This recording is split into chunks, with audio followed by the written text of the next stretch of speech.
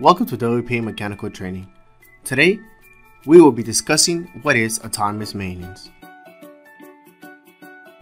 Autonomous maintenance enhances the knowledge and ownership of the operators to make them able to face more complex problems related to safety, quality, and productivity in the later stages. Autonomous maintenance includes any activity performed by the production department that aims at maintaining equipment conditions and is intended to keep the plant operating efficiently and stably in order to meet the production needs.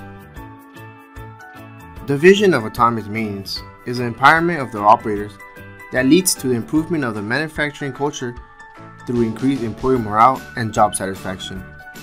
Its mission is to teach operators how to maintain their own equipment on an ongoing basis, to develop employees' abilities and their sense of responsibility for safety, equipment, environment, process, and product. Its objective is to train, coach, and audit to prepare individuals and organizations for success in the areas of safety, process management, standardization, and optimization, and first-level maintenance, and ultimately to reduce losses caused by accelerated equipment deterioration.